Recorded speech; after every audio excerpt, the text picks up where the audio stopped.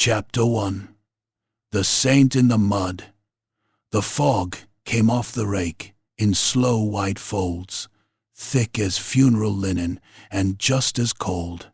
It rolled between the pilings and warehouse stilts, clung to the moored barges, and turned every lamp along the wharf into a bruised yellow halo.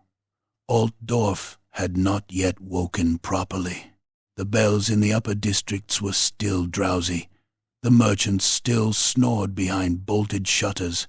Only the river worked before dawn river, and rats and the men too poor or too wicked to choose one honest hour over another. On the South Bank docks, something had gathered a crowd.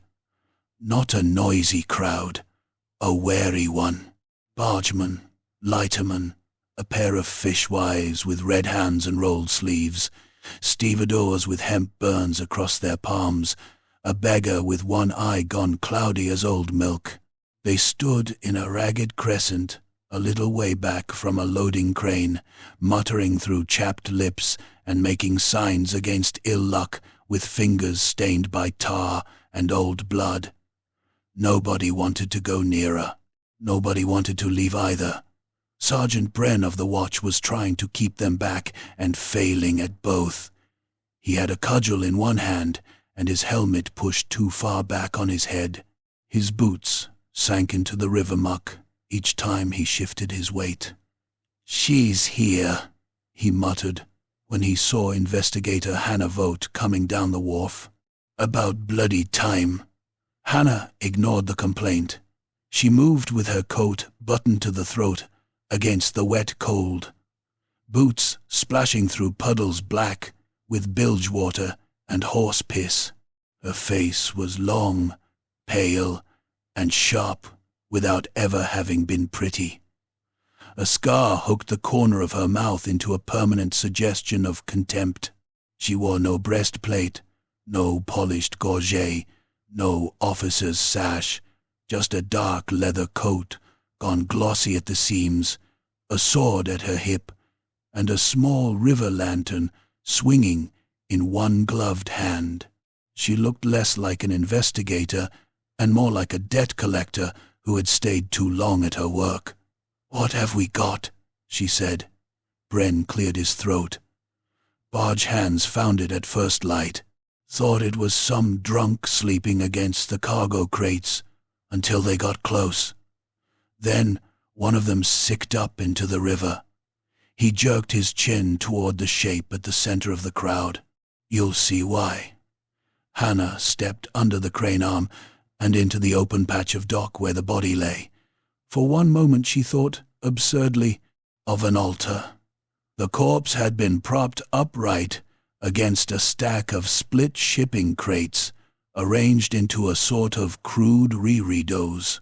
The boards behind it had been nailed together into a crooked fan, as if some lunatic had tried to build a saint's halo out of refuse. The dead man's arms were spread not in collapse but in display, tied at the wrists to iron hooks driven into the wood. His head lolled slightly to one side, chin lifted, the throat exposed. His shirt had been pulled open from collar to navel, showing a chest white in the lantern light except where it had been cut, not stabbed. Cut. Cuts precise as a butcher's work and delicate as a surgeon's. They made a pattern down the breastbone and ribs. The flesh parted and peeled back into thin curling petals. Blood had run in black ropes over the belly and dried in the dark cold into a lacquered sheen. The stomach had been opened just enough that loops of intestine glistened wetly in the hollow beneath, packed there again by careful hands. Someone had washed the corpse afterward. The face and hair were clean of blood, the beard combed with fingers or a fine-toothed tool. The eyes were open. They stared through the fog at nothing. Folded between the dead man's palms was a long iron nail. For a few seconds, Hannah said nothing at all. The crowd filled the silence for her. "Sigmar, preserve us! It's a warning. That is, don't look like common knife work. That's no murder, that's a right. Hannah crouched. The dock planks gave under her boots with a tired groan. She set the lantern down low. The flame licked across details others would have missed. The corpse's beard had river silt in it, but not much. There was a faint sweet smell beneath the copper stink of old blood incense, cheap and cloying, resinous. Temple kindling. The wrists showed ligature bruising under the cord, but the bleeding from the chest wounds had been heavier, bound before or during the cutting, then posed afterward. The rope used on the wrists was not common dock hemp. Too fine, too tightly spun. Warehouse cordage, better quality, expensive for this quarter.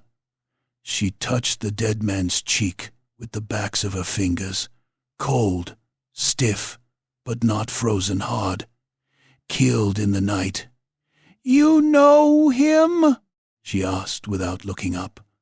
One of the stevedores at the edge of the crowd spat to one side and regretted it at once. Name's Elshaver. Worked berth 6 and 7. Drank at the Hooked Eel. No trouble from him. Less than most. Wife? Used to have one. Enemies? The man barked a humorless laugh. It's Altdorf. Everybody's got enemies. Hannah stood and looked higher, past the corpse, to the boards that framed it. Someone had smeared lampblack and blood together on the wood behind the body, making a radiating pattern like a woodcut saint's glory.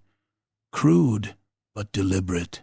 The killer had wanted anyone who saw it to think of chapels, of martyrdom, of sacred pictures hanging cheap in mean homes.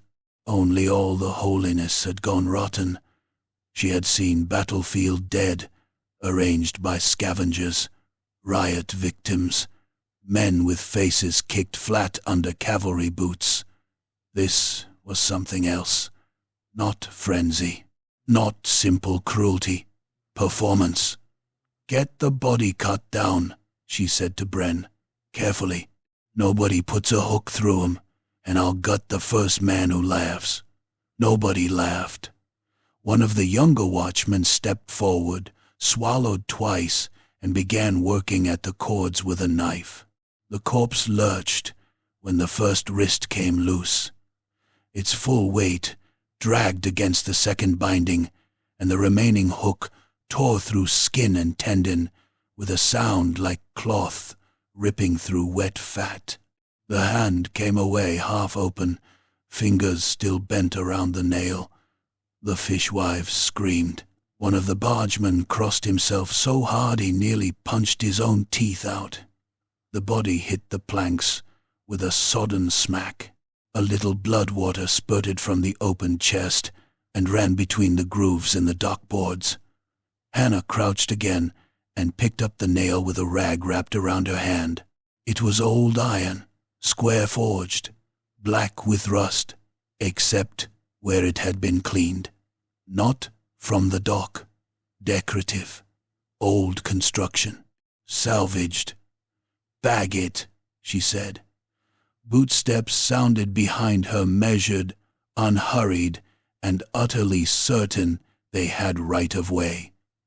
The crowd shifted before the man was even visible, shrinking back from him on instinct stronger than courtesy. When Hannah turned, she saw a black coat, broad hat, and the silvered hammer seal pinned at the breast. The man wearing them was tall enough to loom without effort. His face looked carved from old oak, and then starved. The cheeks were hollow, the mouth a stern crack in weathered flesh. One eye was pale gray. The other had a thin red seam through the brow and lid that gave it a permanent hard squint. Beneath the coat, he wore buff leather darkened by rain and age. At his hip rested a longsword, a brace of pistols, and a heavy-headed hammer fit to drive spikes through doors and skulls alike. Witch hunter Mathus Calt. He stopped a few feet from the corpse and let the fog stream around him. Even the river seemed to hush. "Stand back," he said. It was not loud.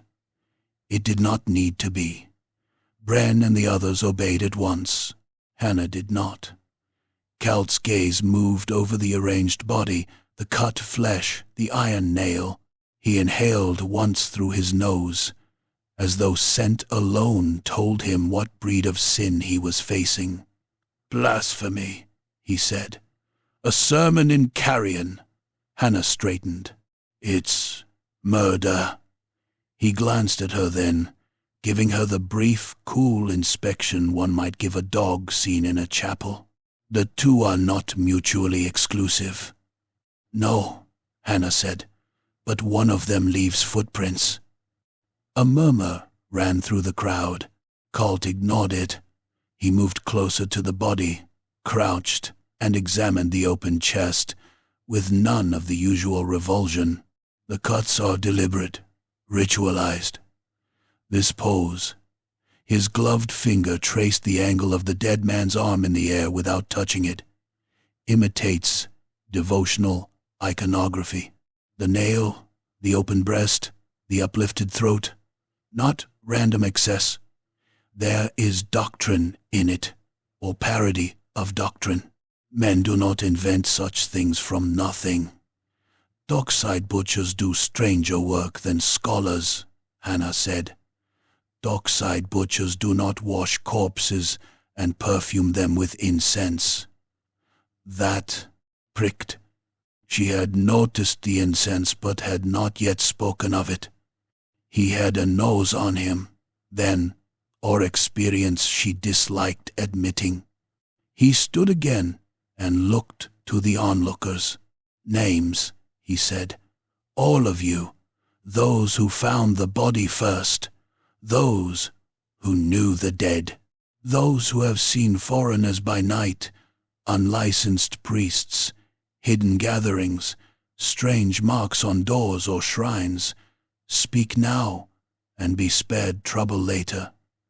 Nobody spoke. The silence was immediate and sullen. Hannah could feel the dockers closing up like fists. Fear of murder was one thing. Fear of a witch hunter was another.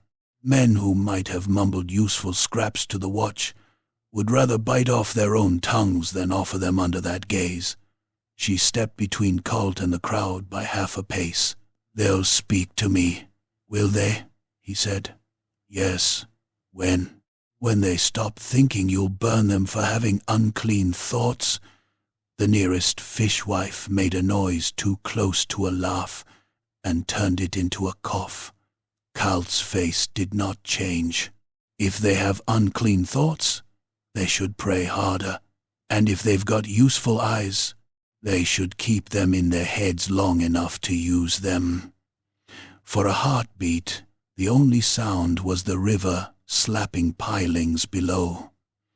Then someone shouted from down the wharf. "Watch! Down there!" Hannah spun. A man was running through the fog between stacked barrels, knocking aside a handcart as he came. He wore a riverman's short coat, one sleeve torn at the shoulder, and he was looking behind him with the raw, blind terror of prey. Two others burst after him, broad men with cudgels, dock hooks, and faces muffled in scarves. One of them caught the runner across the back of the knee with his hook. The iron bit cloth and flesh alike. The man screamed and pitched forward, hitting the plank so hard his teeth clacked audibly. The crowd scattered in a frenzy. "After them!" Hannah snapped, and was already moving. She ran low, one hand on the pommel at her hip. Kalt moved too, black coat snapping behind him. Bren and the watch came second and slower. The runner rolled onto his back, clawing at the hook buried below his knee. One of the attackers reached him first, yanked the hook free in a spray of bright arterial blood, and raised the cudgel for a finishing blow.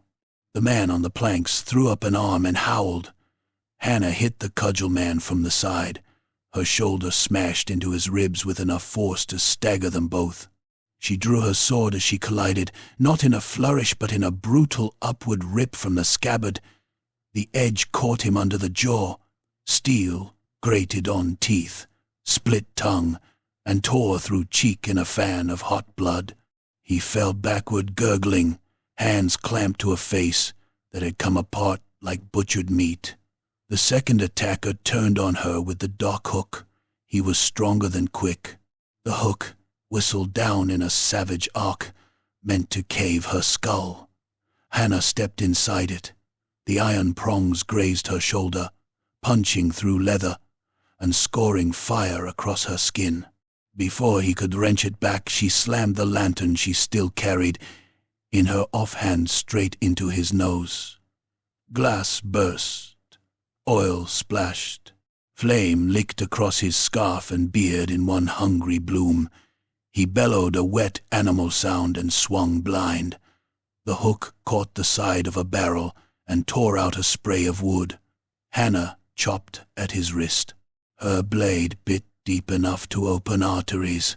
Blood pumped across the dock planks in slick rhythmic jets. The burning man reeled, dropped the hook, and tried to claw at the fire eating into his face. Kalt reached him then. The witch hunter did not draw his sword. He drove the iron-shod hammer straight into the man's sternum. The impact sounded like a crate being stove in. Ribs gave, not cracked, gave, collapsing inward under the blow. The man flew backward over a coil of rope and hit the wharf hard enough to bounce once. He sucked in a ghastly little breath through a throat full of smoke, blood bubbling from his mouth, and Kalt stamped the fire out on his coat with methodical efficiency. Mercy had nothing to do with it. He was preserving a witness. The first thug, the one Hannah had cut across the face, was still trying to crawl. Teeth and blood slopped from the ruin of his jaw in pink froth. Bren finally arrived with 2 watchmen and piled onto him, cudgels and knees and curses all at once. Hannah dropped to one knee beside the runner.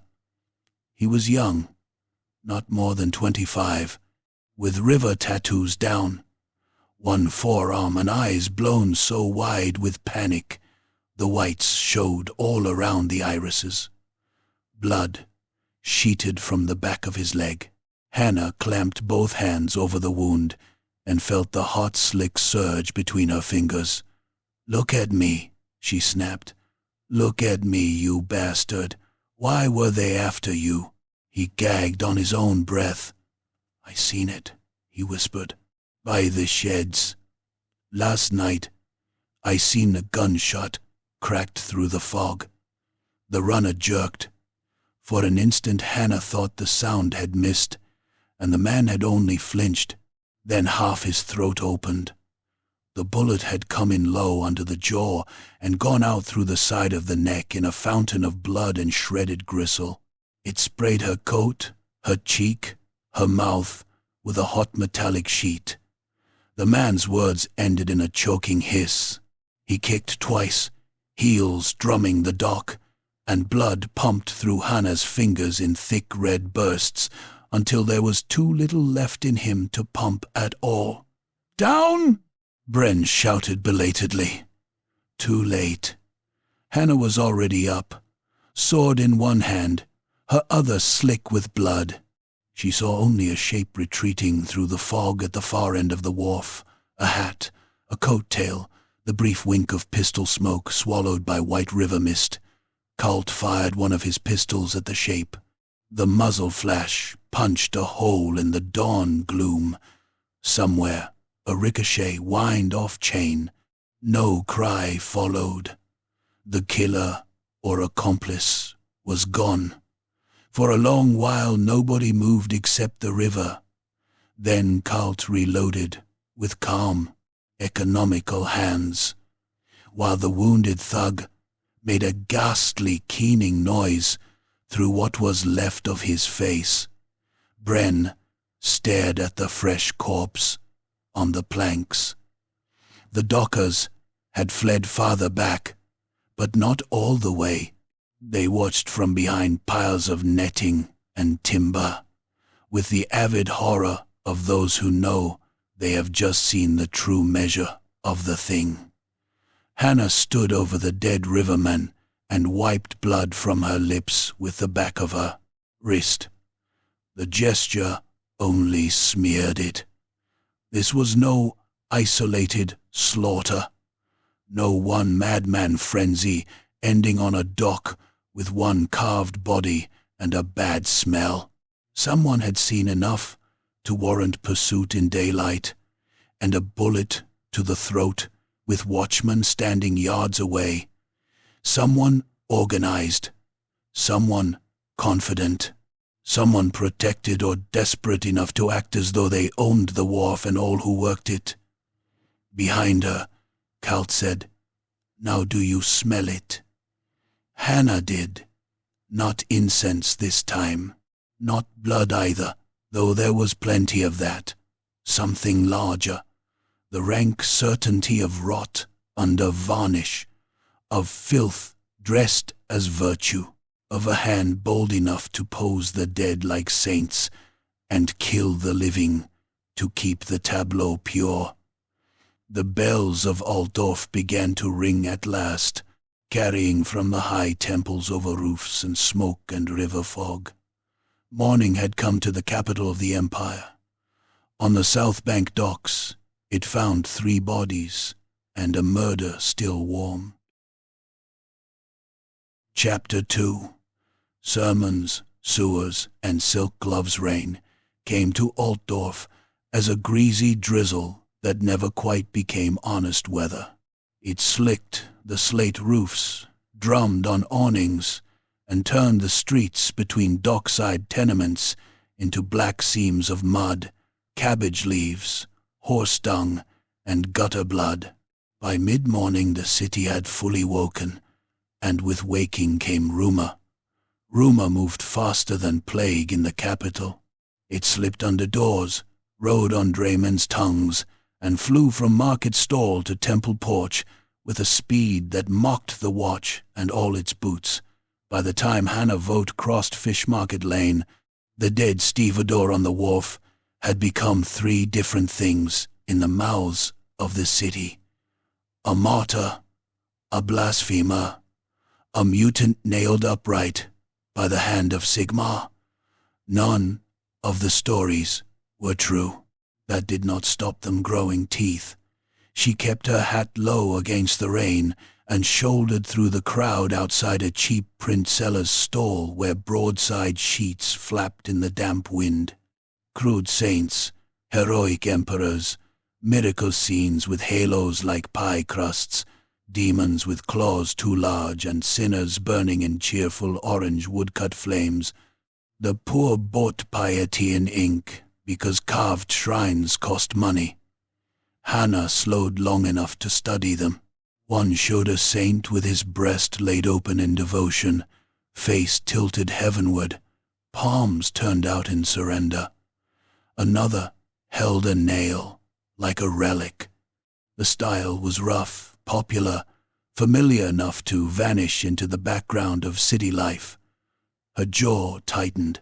The corpse on the dock had worn the same language, translated from print to meat. The print seller noticed her attention and grinned through tobacco-stained teeth. 2 pennies for the saints, 3 for the miracles, a penny extra if you want the daemons to frighten a child. She moved on without replying. South Bank Precinct occupied the ground floor of an old counting house near the river and smelled accordingly of wet wool, lamp oil, sour ink, and men too long confined with their own frustrations. A pair of watchmen were dragging in the one-faced dock thug from the morning's fight. The surgeon had wrapped his split jaw in blood-crusted bandage, but it did little to hide the ruin Hannah's sword had made of him. One side of his mouth sagged almost to the throat. Every step left a string of pink saliva swinging down his chin. He saw her and tried to spit. Most of it ran back over his collar. Hannah stopped in front of him. "Can you still talk?" He stared hatred at her. "Can you still scream?" His eyelid twitched. "That'll do." She went inside. The office clerk looked up from a ledger and immediately looked down again. Captain Rourke stood by the stove with his hands clasped behind his back, pretending warmth and authority were alike things that could be manufactured by stance alone. He was a thick man in his 50s, with a soldier's broken nose and a civil servant's soul. He disliked scandal, irregular reports, and Hannah in that order. "Well," he said. "Well, what? Well, tell me I've not got a dockside panic on my hands and a witch hunter trampling through my district like a warhorse." "You have all of that," Hannah said, peeling off her gloves, "and a dead riverman shot in front of witnesses. Someone was desperate to silence him." Rourke swore under his breath. "Cart's been here. Of course he has. He wants authority to search the river wards, warehouses, shrines, taverns, and any cellar in South Bank where he imagines a heretic might piss against a wall. And I told him, the Watch does not surrender its streets because a man in a big hat smells blasphemy in the rain." Rourke's face darkened. "Then he informed me, very politely, that the order does not ask permission when souls are at risk." Hannah almost smiled. "That sounds like him." Rourke's expression said it did not amuse him at all. "You will solve this before he turns the district upside down. Quietly. I want a murderer in chains, not a sermon, and 10 innocent men smoking on pyres because they owned the wrong pamphlet. There's nothing quiet about it anymore. Then make it smaller." He handed her a folded sheet. It was an inventory from the morgue. The dead stevedore had been identified beyond doubt as Els Haver, 38, occasional lighterman, twice fined for brawling, once for theft from a warehouse consignment but never convicted. In his pockets, 2 clipped brass pennies, fish scales, a bone charm of Sigmar's hammer, and a half-token from the Hooked Eel Tavern. Not much, but half-tokens were for credit accounts. Someone at the Eel would know who he drank with. Hannah tucked the sheet into her coat and turned to go. "Vot," Rourke said. She paused. "Do not get into a contest with the witch hunter. He can ruin you without effort." She looked at him over her shoulder. "Then he'll have to work a little for it." Outside again, the rain had thickened. The district looked boiled in grime. Hannah made the Hooked Eel before noon. The tavern crouched in an alley beside a cooper's yard, its signboard hanging by one chain, the painted fish more mildew than eel now. Inside, the air was hot with bodies, grease, and wet wool. Men drank before midday because the river taught them there was no sense trusting the afternoon. Conversation dipped when Hannah entered and then resumed with forced casualness. The keeper, a flat-nosed woman named Tella Brack, polished the same mug 3 times without improving it. "Inspector, investigator, depends who's asking. Els Haver drank here. Then he was as human as the rest of them. He had a half-token." Tella held out her hand. Hannah gave it over. The woman squinted, turned it between thick fingers, and grunted. "Table credit, shared pot, Haver, Janik Bale, and sometimes a carter named Sorn. When they had money they played Prince. When they didn't, they fought. Hannah leaned on the counter. What were they spending lately? Tella's eyes flicked up. More than they should. From what? The woman shrugged, but too carefully. River work. Everyone here does river work. Then maybe that. Hannah took a silver shilling from her pocket and set it on the wood. Tella looked at it as though it might bite. Els and Bale were frightened, the tavern keeper said at last. Not the ordinary sort. Not bailiffs. Not husbands. Not knife trouble. The deeper kind. Bale said once they'd unloaded casks without marks and crates they weren't meant to open. Then he drank too much and said he'd seen something in a guild shed he wished he hadn't. What? Tella's face puckered. He didn't say. He was crying by then. That was new. Rivermen did not cry from seeing smuggled brandy or stolen silk. Which guild? Never named it. But one of the men they feared wore gloves. Fine ones. Pale, grey kid leather. Didn't fit this quarter. She pocketed the shilling with a speed that suggested conscience had never much impeded her. Bale said that's how he knew the bastard had rank. Nobody honest on South Bank keeps hands that clean. Hannah left the eel with rain needling her face, and the tavern smoke still in her hair. Silk gloves. That did not narrow Altdorf as much as poets imagined. Every merchant parasite above the mud wore soft hands like a badge, but the docks had memories. Someone would have seen those gloves where they did not belong. By afternoon she had followed Elshaver's last 2 days through half the waterfront. Chandlers, rope merchants, tally clerks, a widow who rented him a room, and a lame drayman who remembered Haver boasting of a payout big enough to buy a bed that didn't smell of 5 other bastards. Each clue pointed sideways rather than forward, but the shape forming beneath them was ugly and familiar. Money moving where records did not, laborers paid to keep their mouths shut, and respectable men using the river like a drainpipe for sins that would stink too badly on land. At a rope merchant's warehouse she found the first harder piece. The merchant, a raw-boned Tillian with henna in his beard, brought out samples when she described the cord from the corpse's wrists. He lined them across the counter. Cheap hemp, ship's line, pack cord, silk-wrapped luxury binding for furniture and upholstery, then a tightly spun flax cable, pale as old bone. That one, Hannah said. The merchant nodded.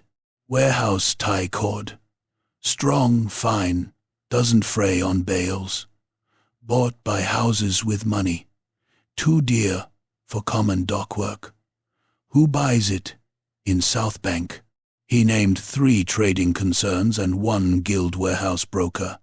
The last name made Hannah's attention sharpen. The Guild of River Factors and Warehouse Brokers. Respectable, wealthy, old enough to have saints painted in their halls and magistrates at their tables. When she left, she found Mathis Colt waiting under the eaves across the lane, dry, where the rain had somehow failed to touch him. You follow rope now, he said. I follow things that leave marks, and I follow corruption. His gaze slid over the merchant's frontage, the loading yard, the clerks moving bales under tarpaulins. This place smells of polished rot. Everything in Altdorf smells of rot. Some places polish it better. She almost walked past him. He fell into step beside her without invitation. I visited 2 shrines this morning, Colt said. Both sold devotional prints matching the dockside pose. Cheap saints for poorer homes. One saint with opened breast, one martyr holding the nail of endurance. Popular, in the river wards. The imagery was not chosen at random. I know. I also found a lay preacher who swore he heard whispers of midnight sermons under the docks. Not sermons to Sigma. Hannah snorted. Every drunk with a grievance hears hidden sermons under the docks. Cult's one good eye fixed on her. Your skepticism is not wisdom, Vote. Chaos enters through vanity, through greed, through the lie that sin is only profit by another name, and your certainty is not proof. For a few strides, the only noise between them was rain on canvas and distant wagon wheels.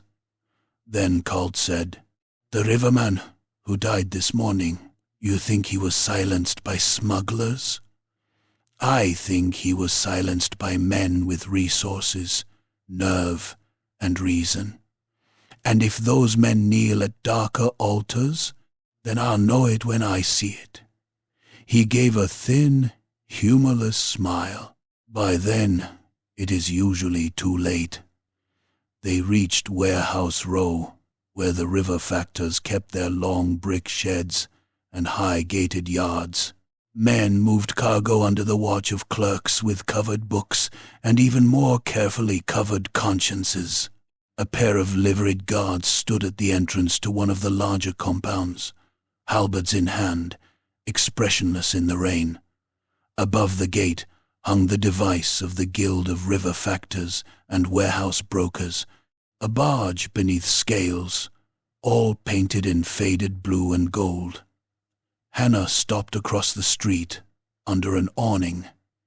Inside the yard, wagons were being loaded with sealed crates.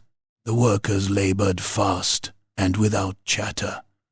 A supervisor moved among them in a clean coat and gloves the color of wet ash, gray kid leather. He was too far to make out his face clearly, but the gloves stood out against the grime of the yard like bleached bones.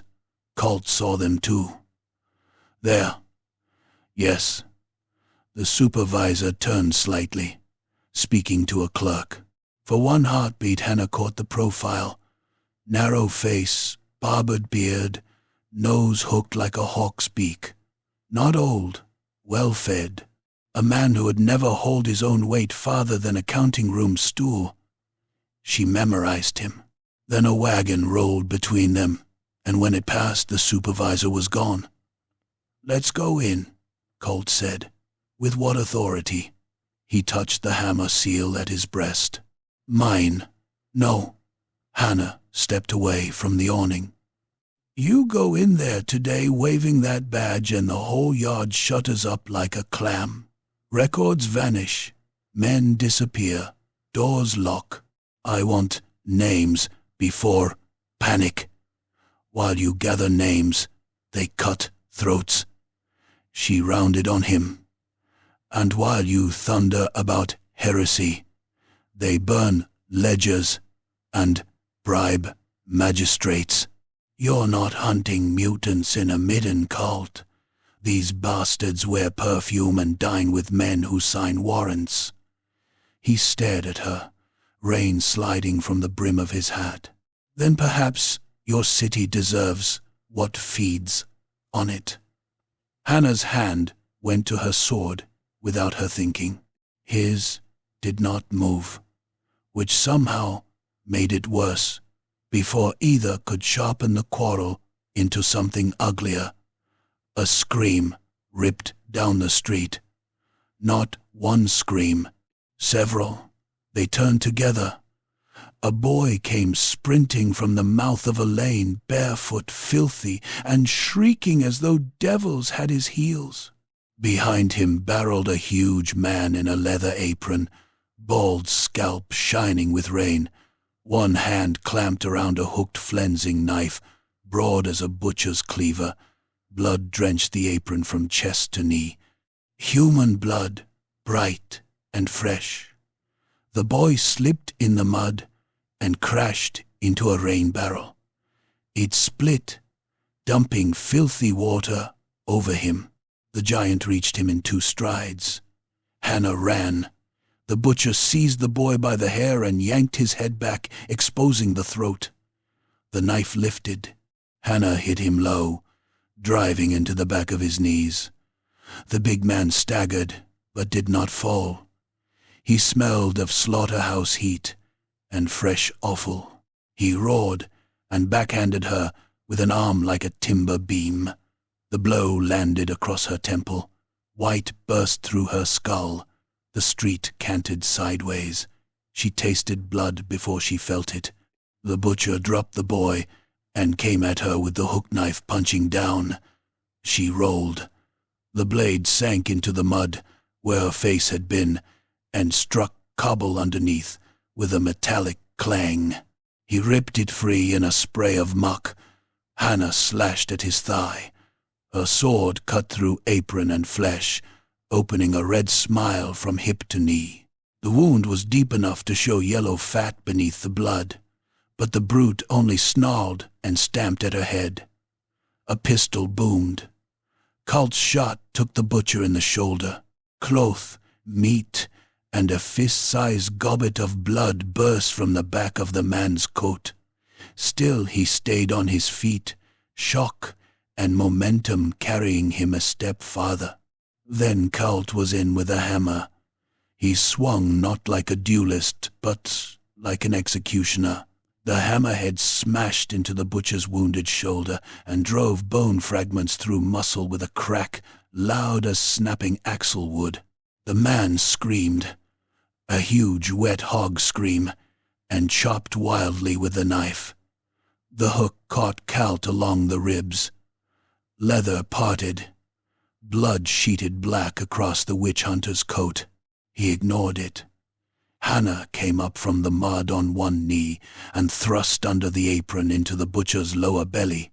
She felt the sword punch through resistance, then slide ugly and easy into the cavity beyond. The big man made a noise, like a man trying to cough up his own liver. She ripped the blade sideways. The wound opened. Not a clean hole, a tearing. Intestines bulged out against the edge of the apron, pink, gray, and slick, spilling with a steam that stank of digested beer and slaughterhouse rot. The butcher clapped one hand over them by reflex. They squelched between his fingers. Cult struck him again in the face. Teeth burst from the mouth in a red spray. The cheekbone collapsed. One eye came half out of the socket.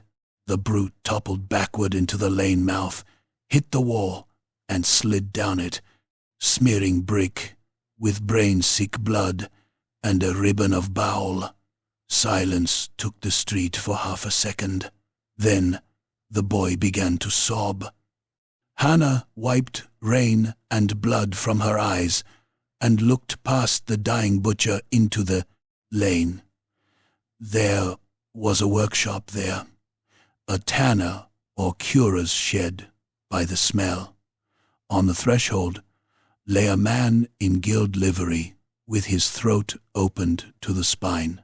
The cut was so deep the head lolled at a wrong angle, attached more by gristle than anything that deserved the name of neck. Blood ran in a broad red fan across the stones and down into the gutter. One hand still clutched a satchel of sealed papers. Cult glanced once at the corpse, then at the butcher trying to hold his own guts in. Not random, no. The dying brute's lips flapped around broken teeth. He tried to speak. Blood bubbled in the ruined cave of his mouth. Hannah crouched beside him despite the stink, close enough for flecks of his breath to touch her cheek. "Who sent you?" His one good eye rolled toward her. A tremor ran through the slab of his neck. He forced sound out through blood. "Silk," he gurgled. "Silk, gloves." Then his hand slipped from his opened belly. The weight of his own organs spilled into the mud with a steaming, obscene slither, and whatever soul had animated him fled the body in that same moment. The eye flattened. The jaw sagged. Rain began washing pink threads into the gutter. Hannah rose slowly. Across from her, Cult bent and picked the satchel from the dead guild courier's hand. Its seal bore the device of the river factors and warehouse brokers. When he broke it open, several damp papers slid into his palm: cargo tallies, warehouse transfers, and one folded route sheet marked with dates, berth numbers, and a notation in a neat clerk's hand: midnight delivery, no tally. Inner yard access only. Cult held the sheet out to her. The rain ran between them, thin as wire. Behind them, the boy still sobbed. In the lane mouth, the butcher's blood spread wider and wider until it touched the courier's boot. "Now," Cult said, "do you still wish to ask politely?" Hannah took the paper and stared at the guild seal darkening under the rain. "No," she said. "Now I want inside." Chapter 3. The Respectable Face of Evil. By evening the rain had turned the city meaner. Altdorf never truly needed weather to be ugly, but wet streets gave the filth a shine that made everything look diseased. Lamps burned in wavering halos through the drizzle. The river ran black and broad beyond the warehouses, carrying scum, dead dogs, splintered timber, and the reflected light of 10,000 hearths. Wheels hissed through mud. Somewhere bells rang for vespers, thin and pious above the coughing of chimneys and the long animal groan of barge horns on the Reik. Hannah Vogt stood beneath the eaves of a shuttered chandlery and read the stolen route sheet for the 5th time. Midnight. Delivery. No tally. Inner yard access only. Below that, in clerk's shorthand, was the name of the consignee, who should have received the papers before the butcher cut his throat out in the lane. Martin Holtz, assistant bursar to the Guild of River Factors and Warehouse Brokers. A small man with a smaller title, respectable enough to vanish into the furniture of any council chamber, unremarkable enough to die without shaking the city's spine, which was exactly why Hannah mistrusted the neatness of it. Men like Holtz were never where the rot began. They were where it dripped through first.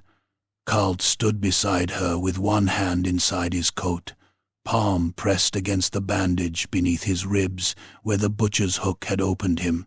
He had refused a surgeon after the fight, let a temple chirurgeon stitch the wound with black thread and no poppy, and gone straight back to work. The pain had sharpened him. His face now looked less carved than flensed. "You stare at paper as if it will confess," he said. "It already has," Hannah replied. "I'm deciding what it means. It means the guild courier was murdered because he carried records someone feared to lose. It means your silk-gloved gentleman hides behind ledgers and seals. It means we go to Holtz." Hannah folded the sheet and tucked it into her coat again. "If he's still alive." Cult's mouth hardened.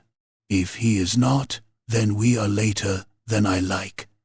They found Martin Holtz in the courtyard of St. Drusala's almshouse just after dark. The almshouse sat on a hill above the river wards, one of those charitable institutions, wealthy men endowed to buy forgiveness wholesale, a square of clean stone amid the poorer streets, with a walled garden, a neat gate, and carved saints over the archway whose serene faces always looked like mockery once you had seen enough of the city. Guildmaster Odoracel's name was on the donor plaque in letters deep enough to last longer than hunger. The sisters at the gate were screaming when Hannah and Cult arrived. A knot of lay brothers, paupers, and gawkers had formed around the central fountain, but dared not go close. Hannah forced her way through them and smelled the blood before she saw the body. Fresh blood had a heat to it that even the cold evening could not kill, a hot iron stink that rode above incense, wet stone, and boiled cabbage from the kitchens. Martin Holtz had been tied to the fountain by wrists and throat, upright against the bowl, with his knees bent so his feet barely touched the paving. Whoever had arranged him had stripped him to the waist, opened his belly with 3 long downward cuts, and looped the coils of his own gut over the fountain lip, so they hung there in red-gray garlands, steaming faintly in the chill. His head had been crowned with a ring of gutter candles rammed onto iron spikes, wax running down into his hair like tallow tears. One cheek had been flayed clean to the teeth. His mouth was stuffed with torn scraps of paper made pulpy by blood and spit. Above him, worked into the stone with black pitch and gore, was a halo, not merely a halo, a merchant's set of scales painted as one. Hannah stopped dead. Around the body the paupers moaned prayers, half in fear and half in habit. One old woman retched into her apron. A sister, in grey robes, clutched a hammer medallion at her throat so tightly the chain cut into her skin. Kalt stepped forward, eyes hooded. He was posed after death? No. Hannah moved in. Look at the paving. There were heel scratches in the wet moss between the stones. Not much. Enough. Holtz had been alive when they set him there. She seized his jaw and yanked his head back by the hair. His throat had not been cut. That almost made it worse. Purple bruising darkened the neck beneath the ligature. The lips were blue. He had strangled slowly while his abdomen opened and his own weight dragged against the cords. Hannah spat rain from her mouth and looked at the paper stuffed between his teeth. She pulled one scrap free with gloved fingers. It was a sliver of ledger page, numbers and cargo abbreviations, written in a neat bookkeeper's hand, then ripped apart and packed into him like a joke. "Still think this is cult theater?" she said. Kalt leaned close enough to smell the blood and tallow. "It is theater, certainly, but theater can be a creed. No, this is accountancy with a knife." She held up the paper scrap. "He knew something." They made a sermon of him, because that's their language now. Saints, scales, nails.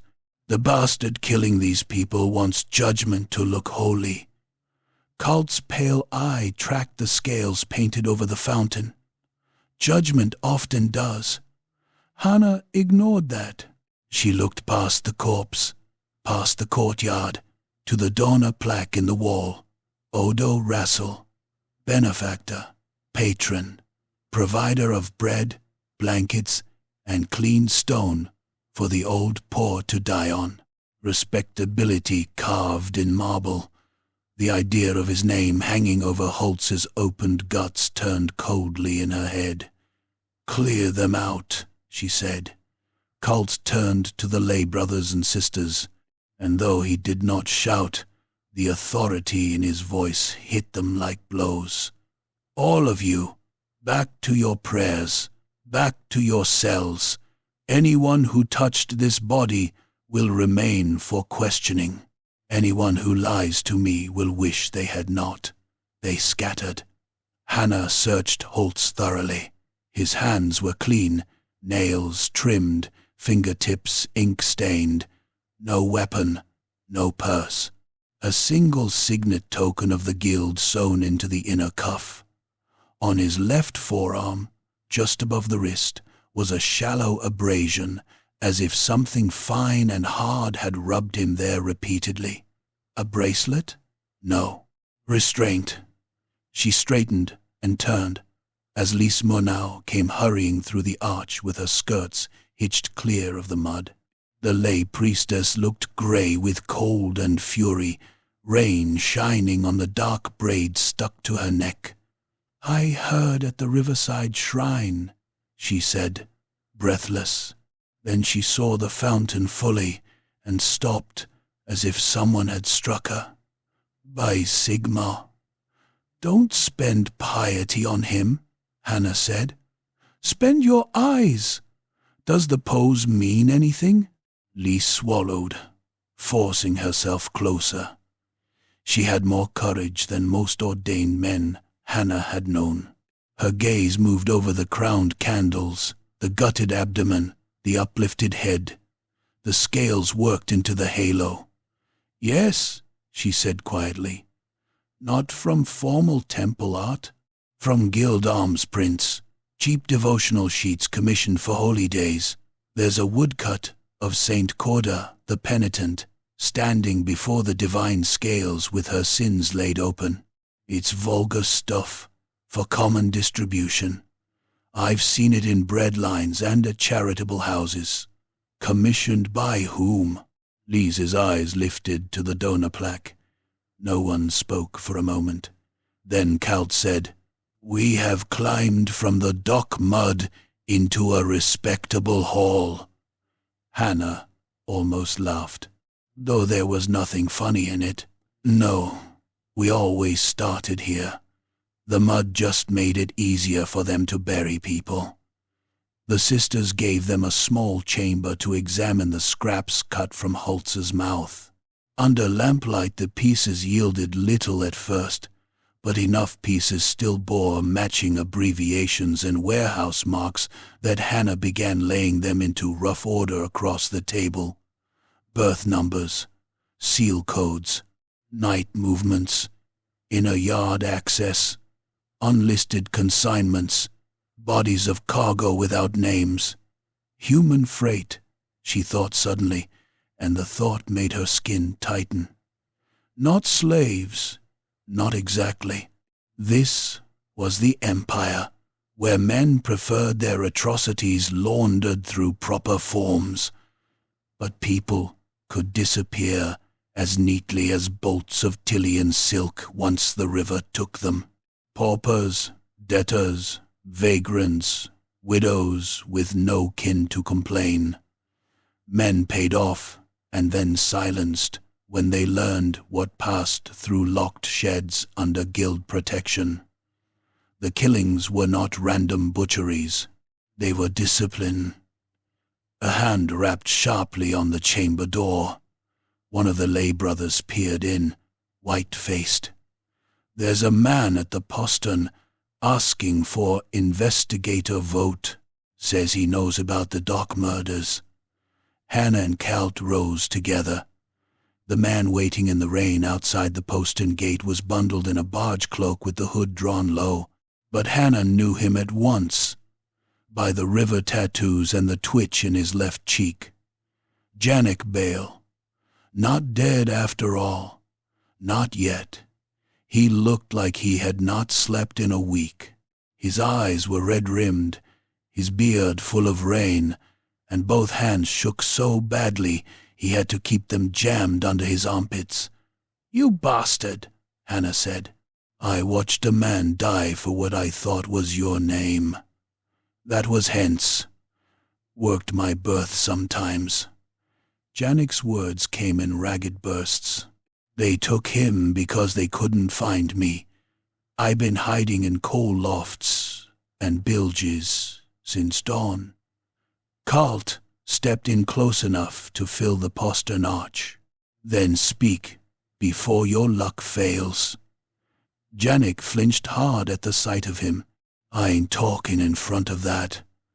"You are if you want to keep breathing," Hannah said. Janik licked rain from cracked lips. "The guild's got a cellar under Warehouse 9. Not on any plan. Stone room below the tally office, down iron stairs behind a false rack. That's where they bring the troublesome ones. I seen it by accident, me and Els, when they had us unload crates after midnight. I thought it was smuggling first. Silk, brandy, maybe guns. Then a crate split open. His face lost color that had never been plentiful to begin with. "There were bones in it," he whispered. "Not old bones, clean bones, sorted, wrapped in sailcloth like trade goods, skulls packed in straw, human. Sigmar witnessed me." Lise made a choked noise behind them. Janik went on because stopping would have been worse. "And there was a fellow down there with gloves, same as I told Tella, and another gent with a face like a smiling knife. They talked about burial contracts, plague pits, anatomy schools, temple relics, all in the same breath. Like flesh were cargo and grief were profit. Els got loud after, said he'd take coin to forget. They paid him, then they took hence. Then they came for me." Hannah felt the shape of it locking into place, each filthy piece clicking home. Corpse trafficking, theft from plague carts and pauper graves, bodies sold to surgeons, bones sold to alchemists, saints' relic frauds fed by the dead of the slums, men on the docks bribed or killed to keep it quiet, and over all of it the pious costume of charitable guild patronage. Colt's face was stone. Names. I don't know them all. The glove fellow, they called Master Odo once. Maybe to his face, maybe behind. I didn't stay to ask. The rain suddenly seemed colder. Hannah seized Janik by the cloak and hauled him through the gate. Inside. Now, it saved his life by less than a minute. The shot punched through the wood of the postern at shoulder height and exploded the brick beside where Janik's head had been, spattering them all with shards. The report cracked across the courtyard like the snapping of God's own knuckles. Kalt was moving before the echoes died. He shoved Lise flat, drew his second pistol, and fired through the half-open gate toward the alley beyond. A scream answered. Not fatal. Enough. Hannah dragged Janik across the paving as another shot ripped splinters from the postern and a third clipped the edge of the arch. The lay brothers started yelling. Someone dropped a lantern. It broke. Oil spread fire in a bright, hungry puddle across the stones. Assassins! One of the sisters shrieked, which improved nothing. Hannah reached the gate, slammed it shut, and dropped the bar into place. Outside, boots pounded away through the rain. Colt wanted to pursue. She saw it in the tension of him, the whole body leaning toward violence. He stopped only when Janik made a small strangled noise on the paving. The riverman had pissed himself. Hannah could smell it beneath the powder smoke. Warehouse 9, she said. We go tonight, before they learn, he talked. Kalt glanced at the fire licking at the puddled oil, then at the courtyard fountain where Martin Holtz still hung in candle-lit obscenity. Agreed. Night on Warehouse Row was a different species of darkness. By day the district pretended at commerce. By night it showed its teeth. The sheds loomed huge and blind along the river, brick walls running slick with rain, shuttered windows black as eye sockets. Watch patrols avoided the place unless ordered. River mists crept between the foundations and around the mooring posts in pale coils that made distances uncertain. Somewhere chains clanked softly against barge rings, though no wind moved. Hannah, Kalt, Janik, and 4 picked watchmen came in along the riverside through a cooper's yard and a break in the fence Janik swore the smugglers used. Lise had wanted to come. Hannah had told her no, with enough force to end the matter. One more civilian in a knife fight was one too many. Warehouse 9 rose before them, long and square, its upper windows shuttered, a single lamp burning over the side door. No watchman outside. That made Hannah more uneasy, not less. "Too quiet," whispered Bren, one of the four, sweat beading under his helmet despite the cold. "Quiet is cheaper than a funeral," Hannah murmured back. "Stay behind me when it starts." "When what starts?" She looked at the dark building. Then the side door opened, not cautiously, all at once. Men poured out in dock coats and leather aprons, cudgels and boarding hooks in their fists, scarves tied over mouths against the rain. Behind them came the silk-gloved supervisor Hannah had seen in the yard, hawk-nosed and hard-eyed, a pistol in one hand and a short hanger in the other. So much for surprise. He saw them and smiled. "Kill the watch," he said. "Take the rest, breathing." Then everything happened at once. The first pistol flash lit the yard white-blue. Bren's helmet rang like a bell as the ball glanced off, ripping away an ear and half his balance. He went down screaming into the mud. The smugglers charged with a roar, boots thudding, iron and wood rising and falling in the wet dark. Hannah met the first man head-on. He swung a cudgel two-handed at her skull. She caught the blow on her sword and felt the jolt shoot through both arms clear to the shoulders. Before he could recover, she rammed the lantern shield strapped to her forearm into his mouth. Teeth crunched. She stepped in and drove her blade up through the bottom of his jaw into the brain. The point burst out through the crown of his head in a spray of blood and gray matter. He twitched around the steel like a puppet jerking on broken wires.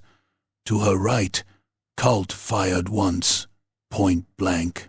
The pistol ball took a charging dock thug in the face and turned the man's nose and eyes into red vapor. Then the witch hunter dropped the spent pistol and went to work with the hammer. The sound of it was sickening in its variety.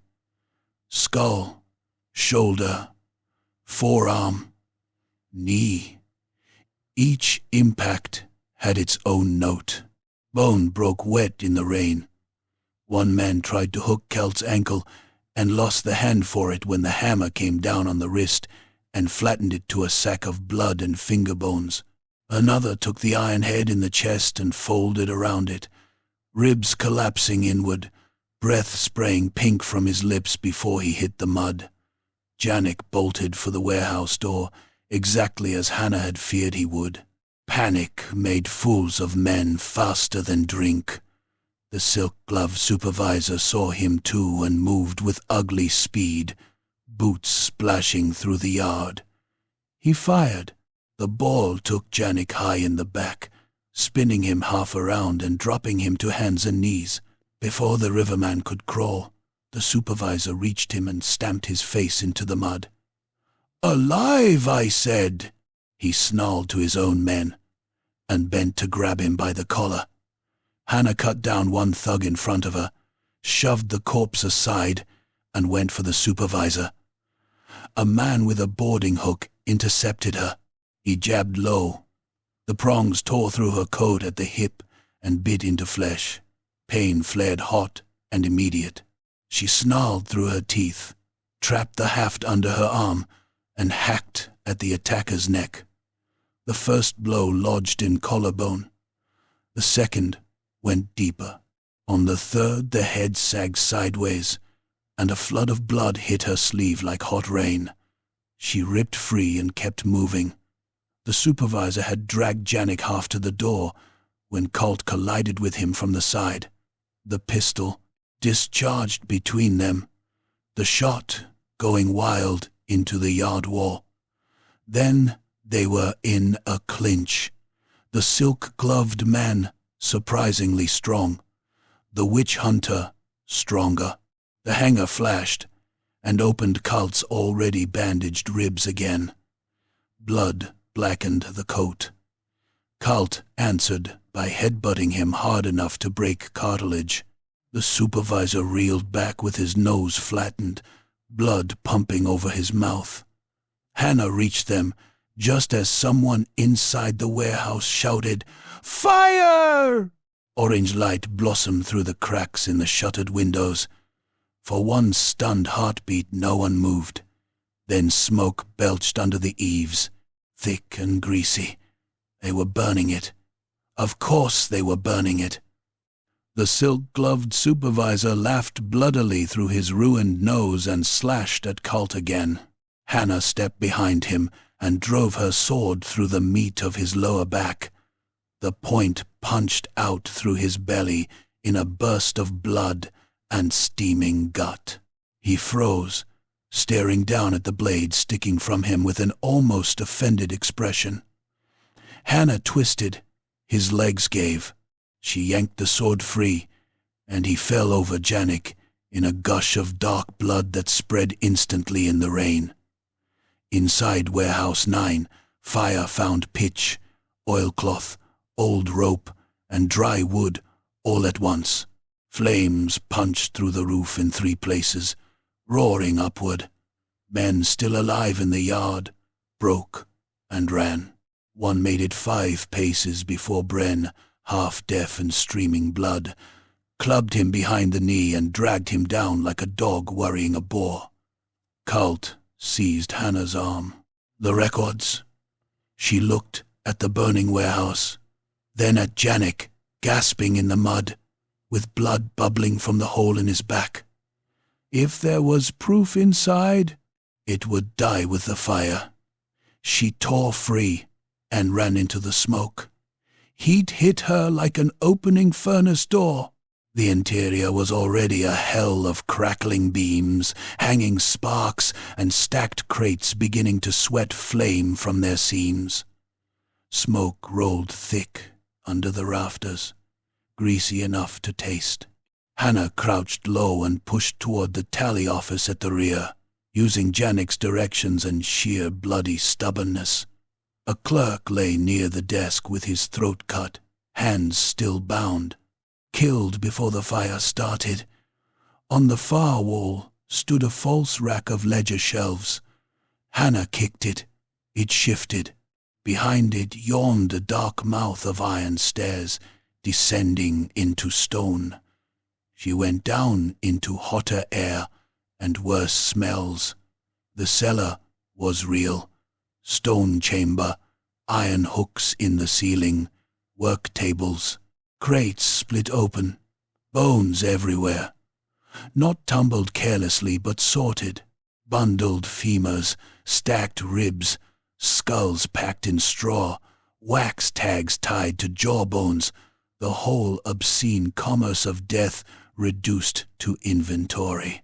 On one table lay embalming tools, clean knives, needles, thread, jars of preserving salts, and beside them a folio of sketches, showing posed corpses in devotional attitudes as carefully studied as court portraiture.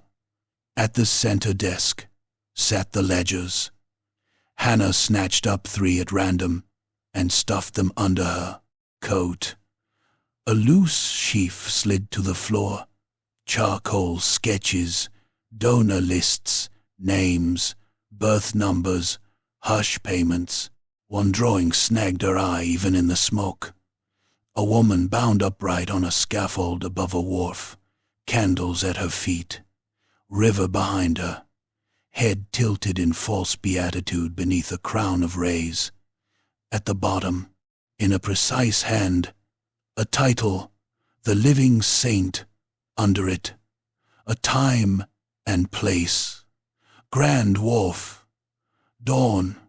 The ceiling above cracked, with a noise like the sky splitting. Burning pitch rained down the stairwell.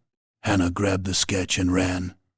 She burst out of Warehouse 9 as a roof beam gave way behind her, and the whole interior inhaled before collapsing in a monstrous red blossom of sparks. Heat slapped the yard. One of the wounded smugglers caught fire where he lay and began to scream with a sound that did not seem human for long. Colt hauled Janik upright while the watchman beat at flames spreading along the wall. Smoke made every face look daubed in funeral ash. Hannah staggered to them, coughing, hair singed, coat smoking at one sleeve. She thrust the rescued ledger and the charcoal sketch at Celt. He looked from the drawing to her blackened face. "What is it?" She spat soot and blood into the mud. "It's not over," she said. "He's planning one more." Chapter 4. Blood on the Quays. The last hour before dawn was the ugliest part of night. Altdorf lay under a lid of low cloud and river fog, the whole city muffled as though God had thrown a burial cloth across it and gone elsewhere. Chimneys breathed thin black smoke into the wet dark. Somewhere high on the hill temples a bell tolled the dead hour, slow and iron-heavy, its sound rolling over slate roofs and rotting wharves alike. Along the south bank, the gutters ran fat with rainwater, ash, and blood washed thin from butcher stalls and brawls. The capital of the empire looked less like a city than a wound that had learned to stand upright.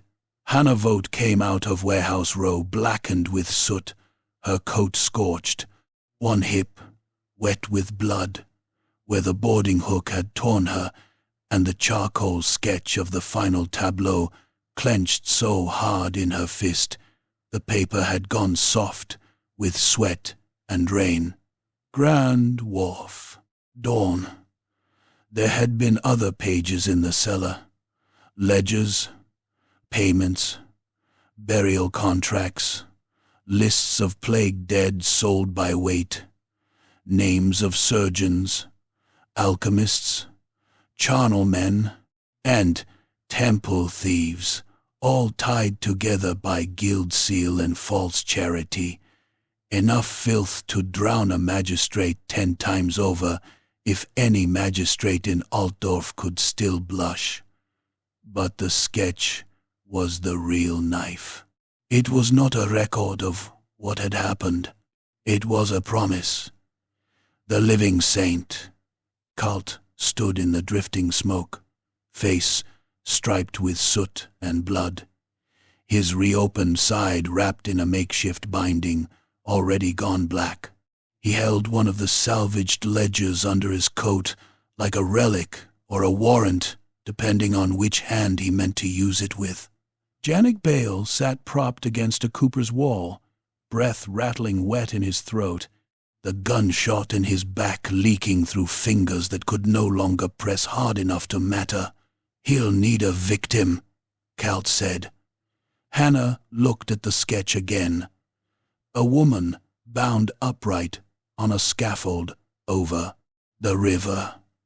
Candles below, a wreath of rays behind the head. One hand turned outward, one palm pierced.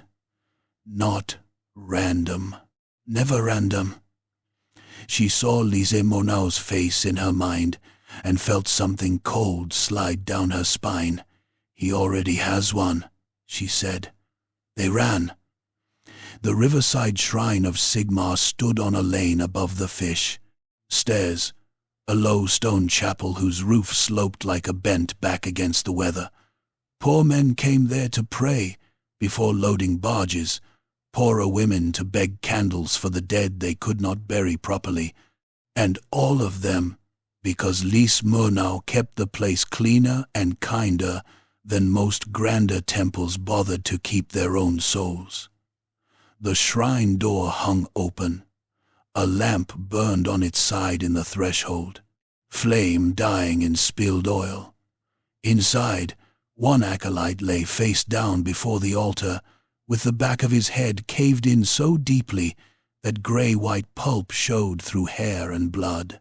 Another had been cut from shoulder to collarbone by something heavy and edged. The wound gaped open like butchered meat. showing the bright, wet shine of severed tendon. A third still lived for a few miserable breaths, crouched against the wall and trying to hold in the blood spilling through split fingers from a slash across the belly. Hannah knelt beside him. "Where?" The acolyte's eyes rolled toward the altar. Not at it, behind it. A passage led out to the back court, where the shrine kept wood, lamp oil, and donated bread. The back gate had been burst inward. One of its hinges hung by a single twisted nail. Lisa's prayer book lay in the mud, trampled. Beside it lay a strip of grey kid leather, darkened by rain. Kalt picked it up and stared at it without expression. He came himself. Of course he did. Hannah's voice came out flatter than she felt. Men like Russell only hire others to clean up. For the grand pieces, they need their own hands. The last acolyte died while they were still standing there. They did not waste time with prayers. By the time they reached Grand Wharf, the eastern sky had just begun to pale with that bruised, uncertain light that makes all things look diseased before they look new. The wharf was larger than the lesser docks by 3 times, a broad stone and timber apron jutting over the black roll of the rake. On feast days it hosted river blessings, guild speeches, and civic ceremonies. This morning it had become a stage. Candles burned in ranks along the quay edge, hundreds of them, guttering in the wet dawn like a congregation of tiny, sickly eyes. Between them stood stolen shrine, relics, hammer icons, weather saints, painted panels stripped from chapels, all lashed to cargo cranes and mooring posts in a blasphemous theater of piety. At the center of the wharf rose a scaffold built from ship timbers and warehouse beams, tall enough to look over the river. Behind it, a fan of sharpened spars had been arranged into a radiant halo as broad as a cartwheel. Lise Murnau hung bound against that framework. Her wrists were stretched wide. Her dress had been torn at the sleeves and soaked dark by rain. One side of her face was bruised. Blood ran from a cut along her hairline and down her neck in a thin line like red thread. Her head sagged, but not with unconsciousness. When the wind shifted, she moved, trying to draw breath against whatever cords bound her chest. One palm had already been nailed through the flesh to the upright beam. The iron spike was square-forged and old. Each tremor of her hand made blood trickle fresh down the wood.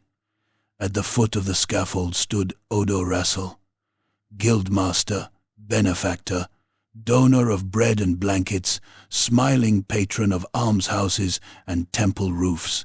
He wore a dark civic coat under a rain cape, boots polished despite the wharf mud, and those damned pale gloves on his hands. His beard was neatly barbered. His hair was combed back from a face that was not ugly, not mad-looking, not monstrous in any obvious way. That was the worst of it.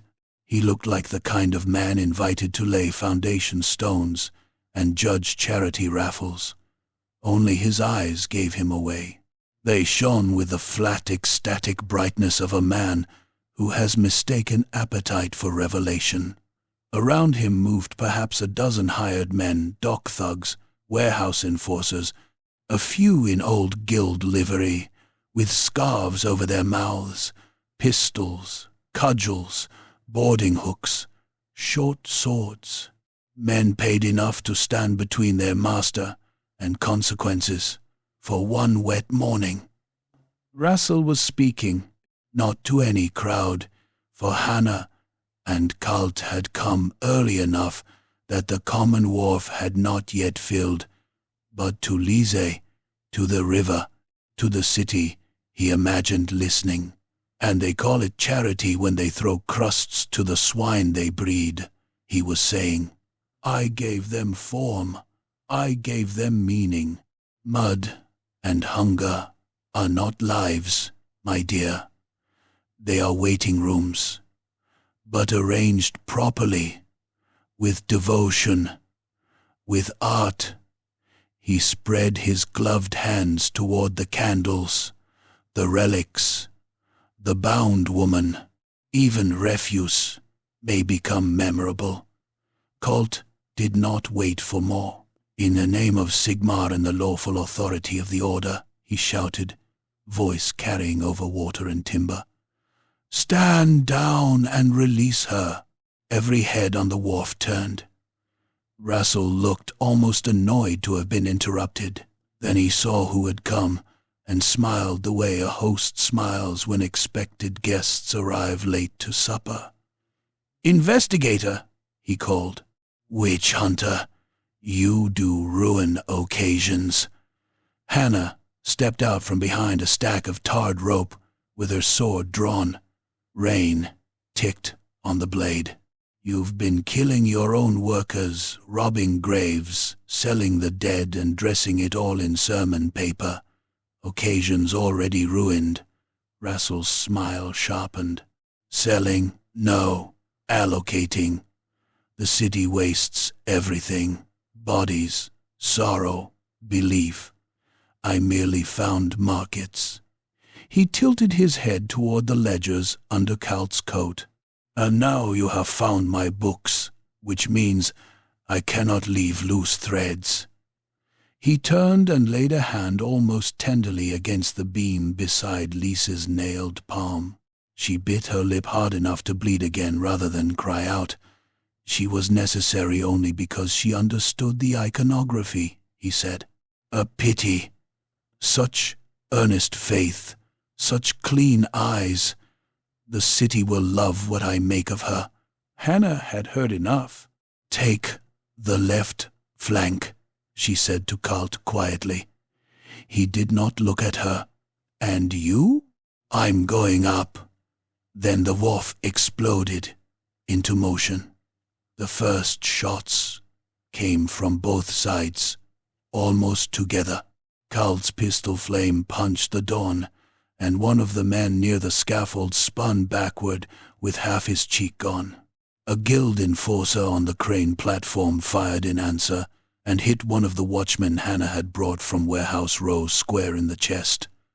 The ball slammed him off his feet, and he went down clutching at the ruin of his breast, blood pumping between his fingers in hot arterial spurts. Hannah was already running. A thug with a boarding hook lunged to intercept her. He jabbed high for the throat. She knocked the shaft aside, stepped inside it, and slashed him across the belly so deep the skin and apron opened together.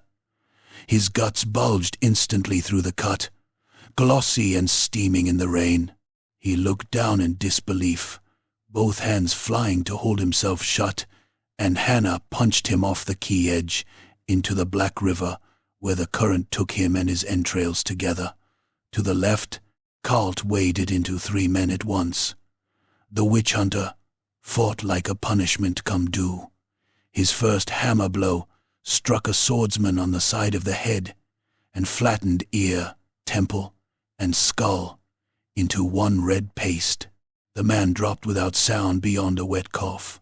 Kalt caught the second attacker's cudgel on his forearm, drove his knee into the bastard's groin hard enough to fold him, then brought the hammer up under the jaw. Teeth, tongue, and the whole lower face blew apart in a spray that painted the candles behind him. The third man slashed Kalt across the shoulder with a short blade. Kalt took the cut, trapped the swordsman's wrist, and stamped the man's knee sideways until the joint burst with a crack like green wood. When the fellow fell screaming, Kalt finished him with the hammer to the mouth. A pistol boomed from above. Splinters burst from the scaffold upright beside Hannah's face. She looked up and saw a gunman halfway up the structure, reloading with frantic fingers. She sprang for the nearest ladder rung lashed into the beams. Another man came down toward her from the platform above, swinging a boat hook in both hands. The iron point stabbed for her eye. She twisted her head and felt it rake across her brow, opening skin to the bone in a white, hot sheet of pain. Blood flooded instantly into one eye. She snarled, climbed anyway, and when he thrust again, she caught the hook under her arm despite the tearing agony in her shoulder, and yanked with everything she had. He overbalanced. For a second he pinwheeled on the wet rung, mouth open. Then he fell backward off the scaffold into the candles below, breaking both legs on the timber frame before the drop finished him on the stone. Hannah hauled herself upward. Below, the fight spread along the quay in a mess of smoke, rain, screams, and hammer strokes. One of the guild men had seized a torch and shoved it into a pile of tarred rope to make a wall of fire. Another was trying to drag a small swivel gun into place from behind a cargo stack. Colt saw it and roared something wordless and furious. He shouldered through a pair of cudgelmen, took one sword cut across the thigh, and smashed the swivel gunner's hands under his hammer before the man could prime the piece. Bones protruded through skin like ivory spikes. Colt hit him again in the throat and kicked the body aside. Rassel had not moved from the base of the scaffold. That was what made him dangerous. He did not fight like a cornered merchant. He watched, like a director judging a final act. One of his gloves came off. In his hand he held a slender knife, more suited to surgery than murder, long and narrow and bright as fish belly in the dawn. "You see?" he called upward to Hannah as she climbed. "They die in filth. I give them composition." "You give them excuses," Hannah spat back. The reloading gunman above her finally rammed powder home. Before he could raise the pistol, Lise moved. It was a tiny movement, born of pure spite and pain. She swung her free hand out and struck the gunman's wrist. The shot went wild into the river. Hannah used that instant. She climbed the last two rungs in a rush, caught the man by the coat, and drove her forehead into his nose. Cartilage burst. He reeled. She slashed once across his throat. Blood sprayed in a hard, hot arc over the platform boards. He dropped the pistol, clapped at the wound, and stumbled backward off the scaffold, making a choking sound that dwindled as the fall took him. Hannah reached Lise. Up close, the lay priestess looked ghastly. Rain and blood had pasted her hair to her skull. Her nailed palm quivered around the spike. Her lips were blue with cold and shock. "Can you stand?" Hannah asked. Lise laughed weakly through blood. "Charming question." Hannah hacked at the ropes binding her torso. The first two parted. The third stuck, wet with blood and swelling from rain.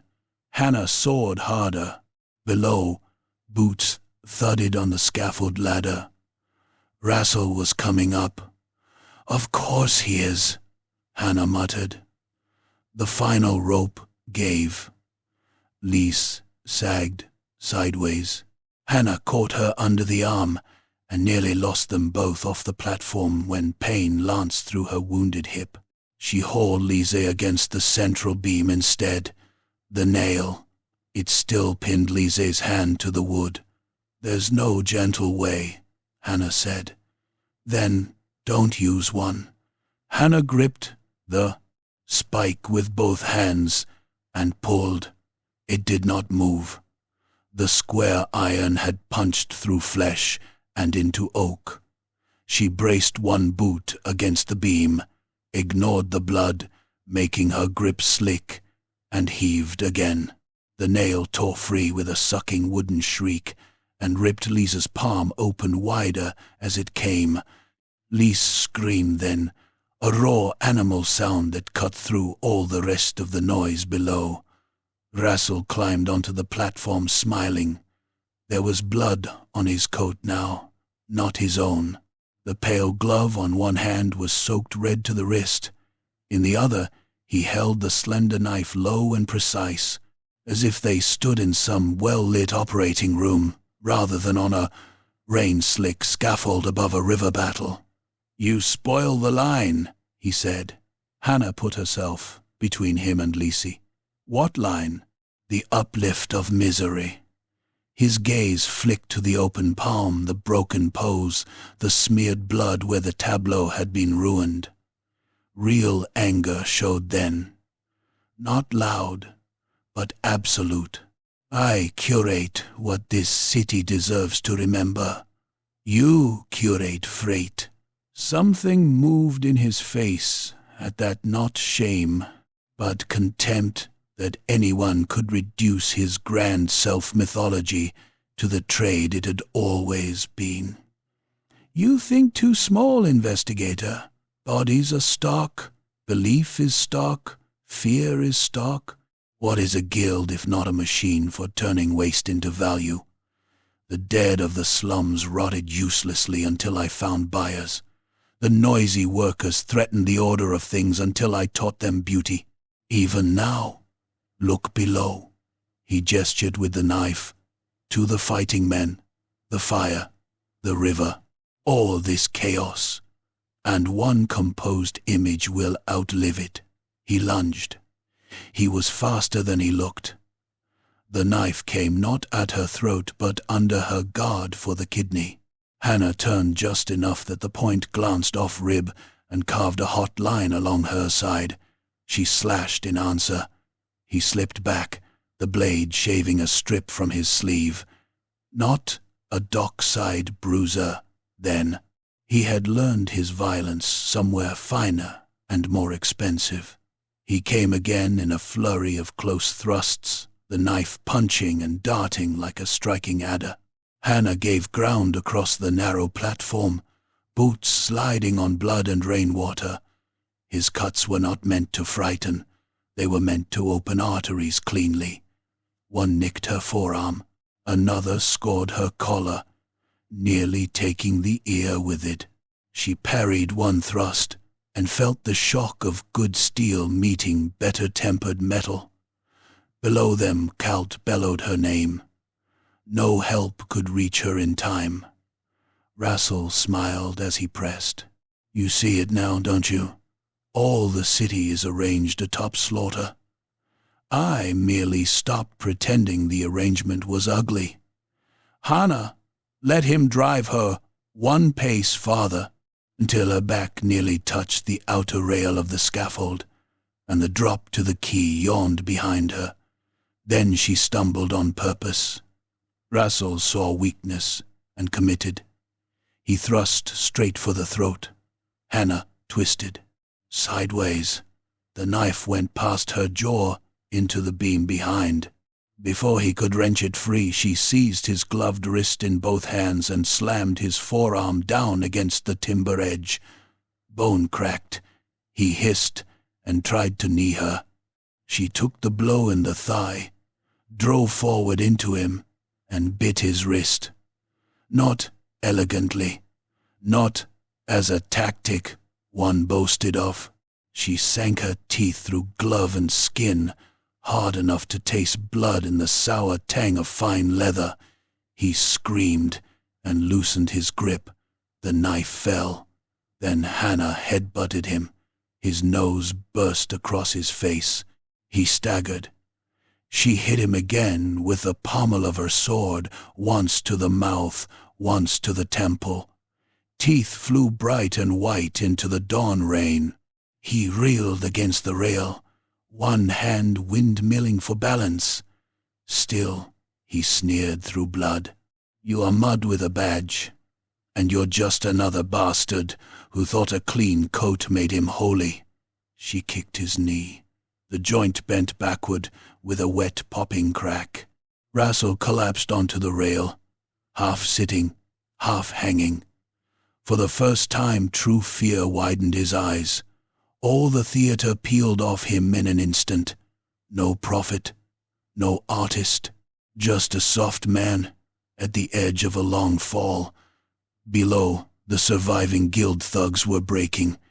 Kalt had one by the collar and was beating his face to pulp against a mooring post.